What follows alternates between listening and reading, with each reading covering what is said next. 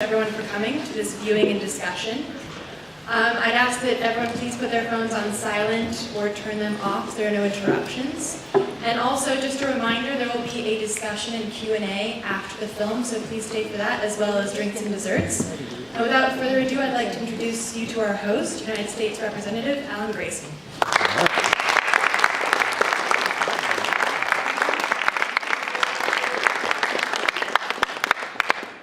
Thank you. I'd like to begin by sharing my war experiences with you. I remember when I was under fire, Confederate fire, and Oliver Wendell Holmes turned to me and said to me, "Get down, you fool." I'm sorry, no, that wasn't me, that was actually Abraham Lincoln. I'll confess, I'm not Abraham Lincoln, nor am I Bill O'Reilly. But the nice thing about living at this point in time, in the early 21st century, is that you can actually check my story, right? You can go on the internet and find out whether Oliver Wendell Holmes actually ever said that to me.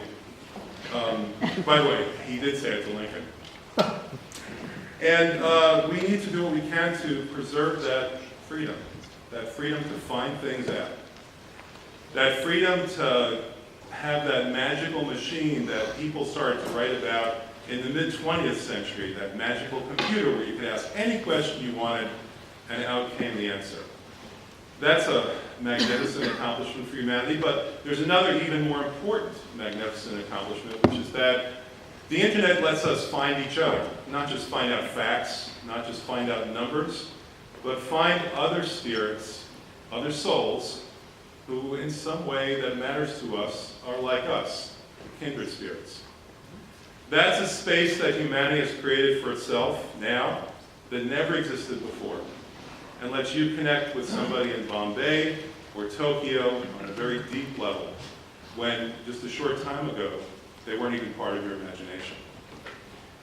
And that's something that we have to work hard to protect, because it'll always be the case that selfish interests, whether it's multinational corporations, the military-industrial complex, the spying industrial complex, whoever it might be, they will try to take that freedom back from us. It's happening right now. That's what you're about to see. Now, we're going to hear about two people.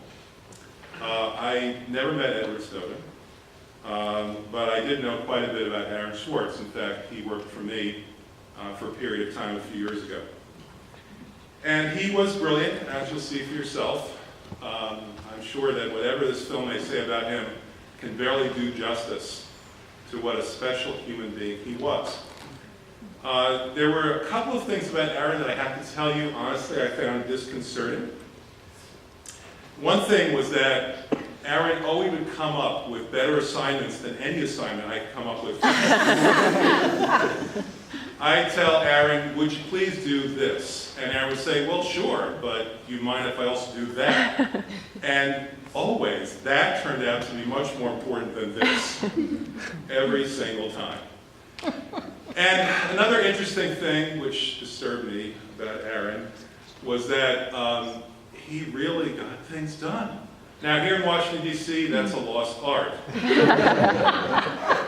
literally don't know how to do that. Time after time after time, we wait till the very last minute, and we somehow manage, often but not always, to somehow get through it without actually accomplishing anything, but actually just barely avoiding disaster. Aaron wasn't like that at all. Aaron would think of this amazing thing that I was stunned in its audacity that he didn't even think of. And then a few weeks later, it would be done. He was magnificent that way. And over time, I realized that my reluctance in the sense that I had, that my frustration, I couldn't give him assignments that were better, that he'd come up with himself, it really reflected more on me than about him, so I stopped thinking about it entirely. Now, he had a very special quality, which some of you may have yourselves. Aaron liked to rock the boat. He didn't mind rocking the boat.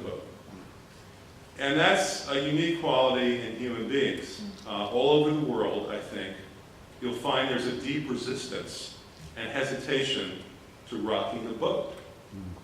I've said that there are roughly 2,000 human languages on this planet, and I would venture to say that in every single one of those languages, there's an idiom for the phrase, "Don't rock the boat."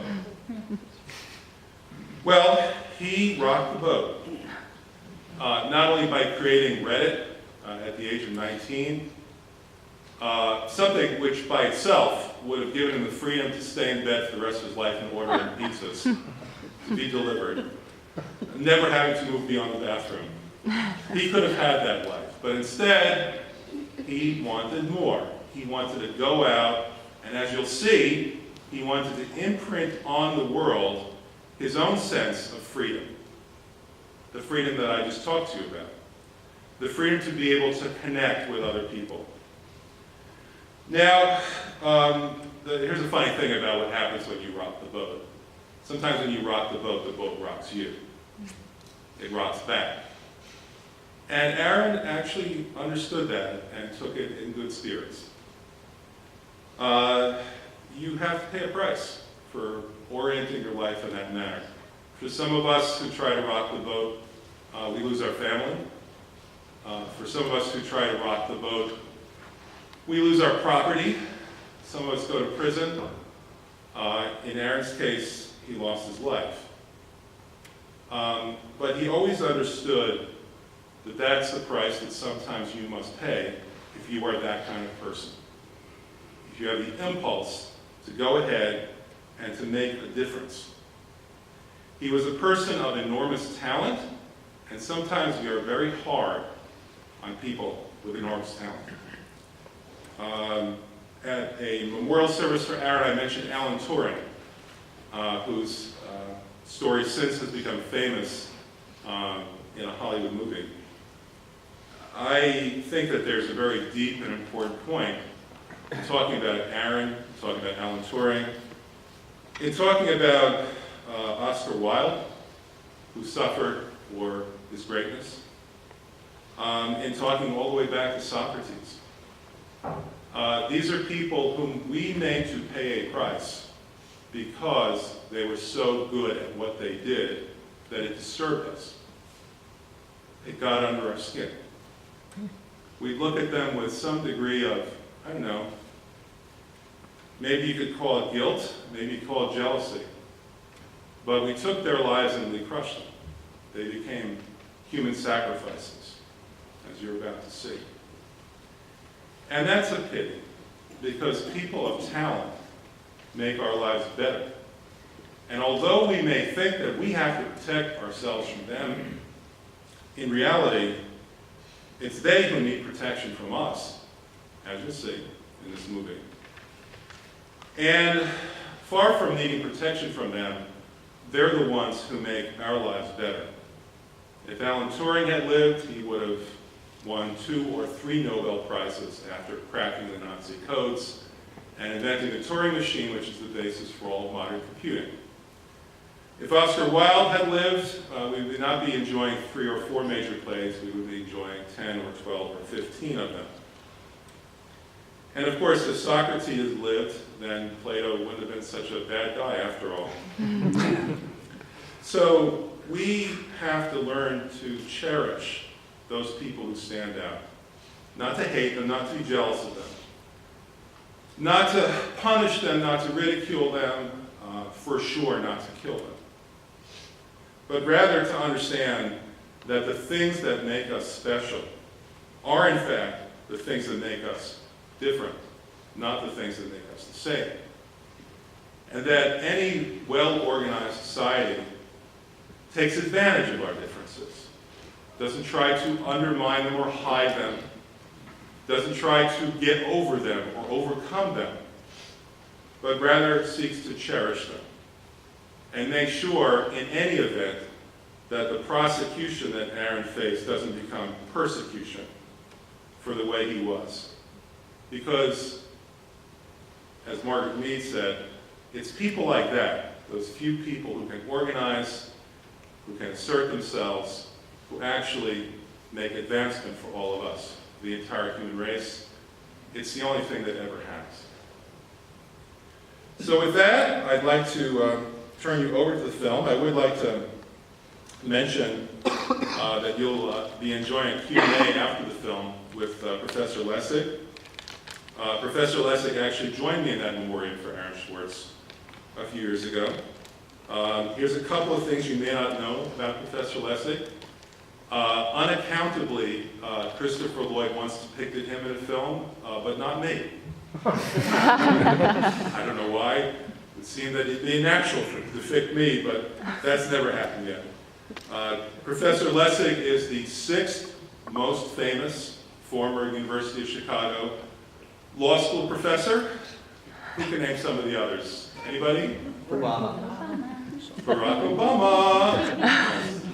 Barack Obama, 3 Supreme Court justices, and Judge Douglas Ginsburg, my thesis advisor at Harvard, who somehow neglected to invite me to any of his pot parties. I feel very bitter about that to this day, obviously.